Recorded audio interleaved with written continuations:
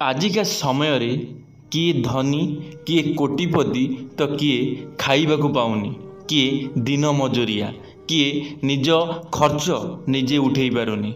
एमती आजिकल समय रे बहुत लोक बाहर जहाँकि दिन मानकरे खाइबाकू गंडे मिलूना तांको दिन को दी वक्त खाइबाकू मध्य सेमाने पाई पारु नाहांती। आपणको सामने रे एमिति लोक बहुत देखिथिबे हेले आपण माने कोन जानिछंती एमाने कौन पाई एमिति एमानकु भोगिबाकू पड़ुछि कौन पाई एमानक पाखरे कौनसी सक्षम नाही निज पेट पाई किछि खाइबा पाई काहेकि एमानक सहित एमिति होउछि केबे आपण माने चिंता करिसंती मनरे एमिति कौन पाई होउछि। जदि भगवान काहाकू दौचंती ताहाले तार कौनसी काम रे भी कौनसी रे कमी रखु नाहांती आउ जदि काहाकू दउ नाहांती ताहाले ताकू किछि भी दउ नाहांती से दिन को दी ओला खाइबाकू मध्य पाउ नाही। एमिति कौन पाई घटुछि से लोक ता जीवन रे एमिति कौन काम करिछि जहा द्वारा कि ताकू दी ओली खाइबाकू भी मिलु नाही आउ जी पाउछि खाउछि ता पाखरे कौनसी जिनिसर अभाव रहु नाही। सी जहा चाहुछि ता खाउछि जहा चाहुछि ताहा करुछि। आपण माने निश्चित भाव रे जानिथिबे आजिर भिडियोटी सही भली किछि जहा सुनिला परे आपण माने आश्चर्य होई जिवे सेथिपई भिडियोटी को शेष पर्यंत निश्चित भाव रे देखिबे। जदि भिडियोटी आपण मानकु भलो लागिवो लाइक टे करि देबे। संग माने मु विश्वजीत आपण मानकु स्वागत करूछि मोर एक नुवा भिडियो रे। तो चलंतु संग माने आजिर भिडियोटी आरंभ करिबा। श्रीकृष्ण कहिजंती घर को दारिद्रता आसीबार मुख्य एही 9टी कारण रहुछि सतर्क रुहंतु। कौन एही 9टी कारण जहा द्वारा कि तुम घर को दारिद्रता आसी थाए तुमे माने जीवन रे केबे भी हेले आगो को बढ़ी पारि न थाओ। माँ लक्ष्मी कौनसी स्थान रे अधिक समय धरी रही न थांती तेणु माँ लक्ष्मी को चंचला बोली कुहा जाई थाए। हेले जो व्यक्ति माँ लक्ष्मी को मनपसंद अनुजाई नीति नियम सहकारे कार्य करि थाए माँ को सदा सर्वदा प्रसन्न करी रखि थाए सही व्यक्तिर घरे ही माँ लक्ष्मी रहिबा सहित धन वैभव बुद्धि पाई थाए। तेणु माँ लक्ष्मी को केउ कार्य पसंद और केउ कार्य नापसंद सही संपर्क रे चालंतु भल भाव रे आलोचना करि नबा। प्रथम रे हेउछि जो व्यक्तिर सबुबले अईठा छाड़ी आसीबार अभ्यास रही थाए बा अन्न छाड़िला परे ताकू नहीं डस्टबिन रे पकाई देई आसे सही व्यक्ति उपरे माँ लक्ष्मी रुष्ट होई थांती। तेणु जेतिकी खाई परिबे सही मात्रा रे भोजन आनिबा उचित। सांग माने आमर गोटी आदत बहुत खराब आमे कौन करि थाउ ना खाई थाउ अल्प हेले मागी थाउ बेसी कारण आम आखि होउची बड़ आम मन होउची बड़ हेले आम शरीर भितर को जो आमे खाद्य खाउची से खाद्य आमर खाइबा बहुत कम सेथिपाई आमे कौन करि थाउ ना अधिक मागी थाउ खाई थाउ कम जहा द्वारा कि आमको ताकू फोपाड़ीबाकू पड़ी थाए जहा कि आम पाई बहुत खराब। एमिति काम जदि आमे करूछे ताहाले आजि ठारू बंद करिदबा। द्वितीय रे हेउची सूर्य अस्त परे घरे झाड़ू करंतु नाही। घरर जोता चप्पल घरर इयाड़े सियाड़े खेलाई बा ओलटा होई रहिबा उचित नुहे। तेणु जोता चप्पल गुड़ी को साइज करी यथा स्थान रे रखंतु।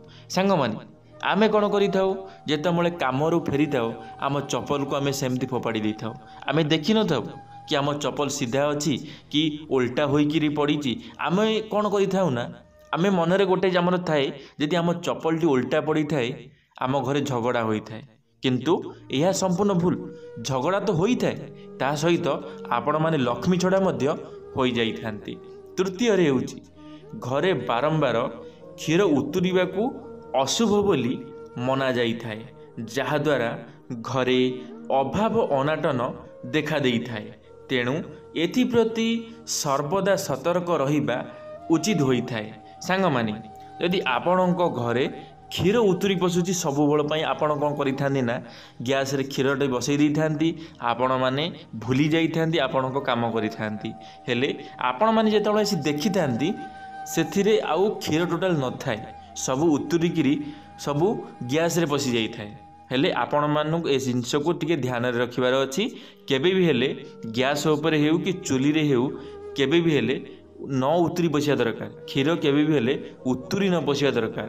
ଯଦି ଉତୁରି ପଶୁଛି ତାହେଲେ ଆପଣମାନେ ଜାଣି ରଖନ୍ତୁ ଆପଣମାନଙ୍କ ଜୀବନରେ ବହୁତ ଦୁଃଖ ଆସିବାର ଅଛି, ଆପଣମାନେ ବହୁତ ବଡ଼ ଅସୁବିଧାରେ ପଡ଼ିବାକୁ ଯାଉଛନ୍ତି। ଚତୁର୍ଥରେ ହେଉଛି ରବିବାର ଦିନ ତୁଳସୀ ବୃକ୍ଷରେ ପାଣି ଦିଅନ୍ତୁ ନାହିଁ। ତୁଳସୀ ପୂଜା କରୁଥିଲେ ନୀତି ନିୟମ ମାନି ତୁଳସୀ ପୂଜା କରନ୍ତୁ, ନଚେତ୍ ଏହାର ବିପରୀତ ପରିଣାମ ସ୍ୱରୂପ ଘରେ ଅନେକ ଅଶାନ୍ତି ଦେଖା ଦେଇଥାଏ। ଏଥିସହ ସବୁବେଳେ ଅଶାନ୍ତି ଦେଖାଯାଇଥିବା ଘରେ ମା ଲକ୍ଷ୍ମୀ ରହିବାକୁ ପସନ୍ଦ କରନ୍ତି ନାହିଁ। ଆପଣମାନେ ଜାଣିଥିବେ ଯେଉଁ ଘରେ ସବୁବେଳେ ଝଗଡ଼ା ହେଉଥିବ, ଅଶାନ୍ତି ଲାଗି ରହିଥିବ, ସେ ଘରକୁ ମା ଲକ୍ଷ୍ମୀ କେବେ ବି ହେଲେ ଯାଇନଥାନ୍ତି। ସେଥିପାଇଁ ନିଜ ନିଜ ଭିତରେ ବୁଝାମଣା ରଖନ୍ତୁ, କେବେ ବି ହେଲେ ଘର ଭିତରେ ଝଗଡ଼ାଝାଣ୍ଟି କରନ୍ତୁ ନାହିଁ। ପଞ୍ଚମରେ ହେଉଛି ବିନା ବ୍ରସ୍ କରି ଚା କି ଜଳଖିଆ ସେବନ କରିବା ଅନୁଚିତ। ଏପରି କରିବା ଦ୍ୱାରା ଘରର ସଦସ୍ୟଙ୍କ ସ୍ୱାସ୍ଥ୍ୟ ଅବସ୍ଥା ଖରାପ ହୋଇଥାଏ। ଏଭଳି ଲୋକଙ୍କୁ ମା ଲକ୍ଷ୍ମୀ ପସନ୍ଦ କରନ୍ତି ନାହିଁ। ସାଙ୍ଗମାନେ, ଯଦି ଆପଣମାନେ ବ୍ରସ୍ ନ କରି ଆପଣମାନେ ଚାହା ପିଉଛନ୍ତି ବା କୌଣସି ଜଳଖିଆ କରୁଛନ୍ତି ତାହେଲେ ଆଜିଠାରୁ ବନ୍ଦ କରିଦିଅନ୍ତୁ। କାରଣ ଯଦି ବି କେବେ ବି ଆପଣ ଜଳଖିଆ କରୁଛନ୍ତି, ସମସ୍ତ ଲୋକ ସକାଳୁ ଉଠି ସାରିଲା ପରେ କିଏ ଚାହା ପିଇ ଦେଇଥାନ୍ତି, ଆଗ ଦ୍ୱାରା କିଏ ଜଳଖିଆ ବି ମଧ୍ୟ କରିଦେଇଥାନ୍ତି। ହେଲେ ଆଜିଠାରୁ ବନ୍ଦ କରିଦିଅନ୍ତୁ। ପ୍ରଥମେ ବ୍ରସ୍ କରନ୍ତୁ, ତାପରେ ଯାଇ ଚାହା ପିଅନ୍ତୁ, ନହେଲେ ଜଳଖିଆ କରନ୍ତୁ। ଏହାଦ୍ୱାରା ଘରେ ସବୁବେଳ ପାଇଁ ଖୁସି ଶାନ୍ତି ଲାଗି ରହିବ ଆଉ ମାତା ଲକ୍ଷ୍ମୀଙ୍କ କୃପା ଆପଣଙ୍କ ଘର ଉପରେ ସଦାସର୍ବଦା ରହିବ। ଷଷ୍ଠରେ ହେଉଛି ଗାଧୁଆ ଘରେ ସ୍ନାନ କରିବା ସହ ଗାଧୁଆ ଘରକୁ ପରିଷ୍କାର କରି ରଖିବା ମଧ୍ୟ ଦରକାର। ନଚେତ୍ ସେହି ବ୍ୟକ୍ତିର ଚନ୍ଦ୍ରମାନଙ୍କ ସ୍ଥିତି ଦୁର୍ବଳ ହେବା ଯୋଗୁଁ ଆର୍ଥିକ ସ୍ଥିତି ମଧ୍ୟ ବିଗିଡ଼ି ଯାଇଥାଏ। ସାଙ୍ଗମାନେ, ଆପଣଙ୍କ ବାଥରୁମ୍ ମଧ୍ୟ ଆପଣଙ୍କୁ ସଫା ରଖିବାକୁ ପଡ଼ିବ।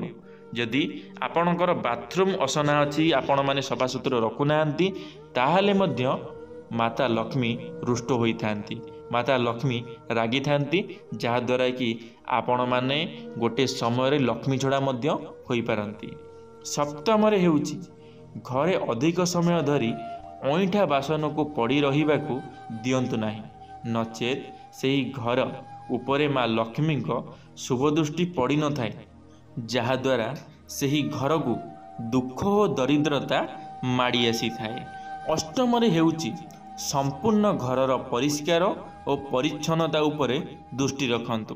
ସାଙ୍ଗମାନେ, ସବୁବେଳେ ଗୋଟିଏ କଥା ମନରେ ରଖିଥିବେ, ସବୁବେଳେ ଭାବିକି ରଖିଥିବେ, କେବେ ବି ହେଲେ ନା ନିଜ ଘରକୁ ଅପରିଷ୍କାର ରଖନ୍ତୁ ନାହିଁ।